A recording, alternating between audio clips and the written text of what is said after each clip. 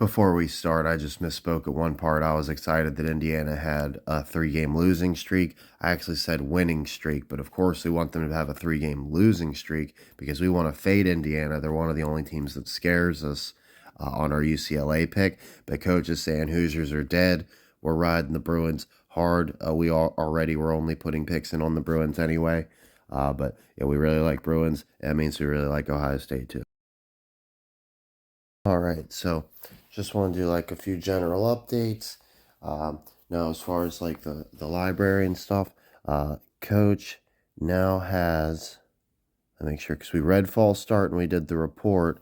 Then I read Weird Moments in Cleveland Sports, Hidden History of Cleveland Sports, and what watching the Browns taught me, or whatever, what I've learned watching the Browns. So we've got 4 books down, 3 read that we got to do a video on. So that's probably going to be like a triple header. We're just going to crush some books. And the reason I didn't just do one by one on the book reports is because Coach is really cooking up something big.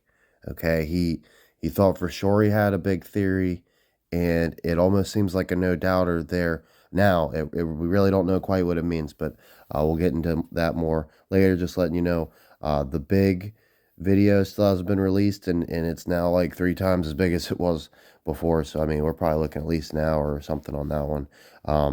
But as far as like the Eagles, they only had 180 yards all offense last week. Apparently, Jalen's missing, like not throwing to wide open guys, like he's way too conservative. AJ Brown's really mad. So it's just interesting. That's like the Terrell Owens drama when they made the Super Bowl and lost. Now we know that they are like building a new arena or something for the Eagles. Let's see, what was it that it said there? Hold on. Retractable roof, host Super Bowls, all sort of stuff. So they're pimping out the Eagles. But check out our Sixers. This actually like seems like it's going to get built. Okay, and absolutely none of the fans are happy about it. Not a single like comment is like, "Oh, this is awesome." They're all like, "Oh, great! Now we're gonna get charged a fortune. There's not gonna be anywhere to park." Everybody's acting like it's terribly inconvenient. So, be perfect to sell the new stadium in the new prices to fans. Like, hey, here's your championship next year. So we like that. That looks good for us. Let's see. Uh, we'll get more into that later. I just wanted us to recap, just so you know, like it's like I'm not just throwing numbers out there. So like our 64 coding that comes from their first championship in 49. We got the 74 coding for the second championship. 84 is the third. And then we do have a 50. We got 45 coding right there on the next one. 55 and then 64 again. So it seems like a lot of numbers, but 64 is there 3 times. So then we just got 1, 2 more. So it's 3, 4, 5, 6 total. And we don't really care about a couple of them nearly as much, right? But I do think it's interesting that right in the middle of the retired numbers, you got 45, which is a flip of 54. And that's the next Super Bowl we got going on. That's Ernie Davis, who died. And then interesting. We'll get more into that later. We're not as worried about the Browns now. Sorry, this is a bunch of random Brown stuff I wanted to get into. Oh, what? I should be able to say this. So, Clay Matthews Jr. back within reach of the Pro Football Hall of Fame. They've been saying this guy was never going to make it in. He's 68 years old. It's just looking really good. Let's hope he gets in. We got more that we want to do on that as well. So, let's see. UCLA has improved to 8-1, which is good for the best record in the Big Ten, ahead of Michigan, Michigan State, Indiana, tied with the best record for Oregon, but guess who they just beat last night, or Sunday, whatever. Okay, so they beat number 12 Oregon, okay, with banked in a 3 with .4 seconds left to hand the Ducks their first loss of the season. We don't hate that, do we? So, coach is all in on UCLA.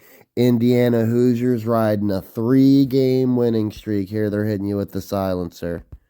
Okay, so coach is very happy, very proud of his Bruins. He thinks the fix is definitely in for them. It was a little bit of a shaky pick starting out, but this is basically right where we wanted to be. The odds always seemed right on Vegas. They weren't treating them like an unranked team. Let's check in on Ohio State.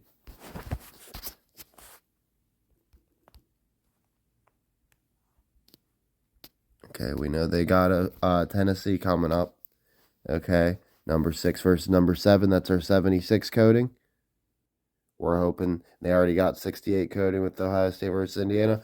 We're hoping for 68 coding with Ohio State over Penn State. We also like Ohio State over Georgia. We like Ohio State over Notre Dame. They got a lot of guys they can dance with. This ain't a Lions team we're talking about. Ohio State's been around the block quite a few times. They don't just beat up on the bullshit Browns every once in a while, right? So Ohio State can take it 2 teams.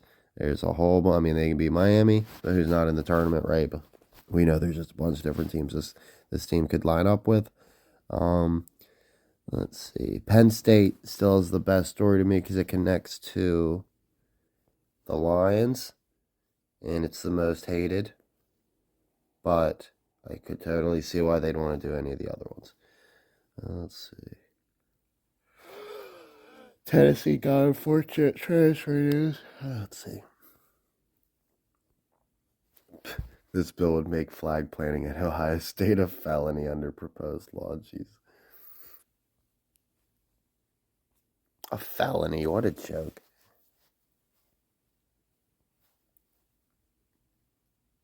A year of prison. I'm going to plant a flag in their stupid turf. Obviously, this was all scripted. We knew that. This wasn't real.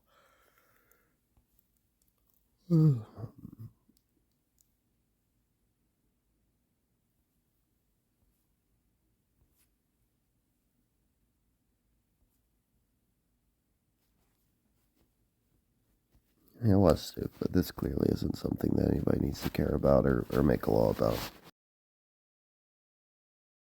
Just wanted to say a couple things. Now, isn't it interesting? So yesterday was 12-12-24.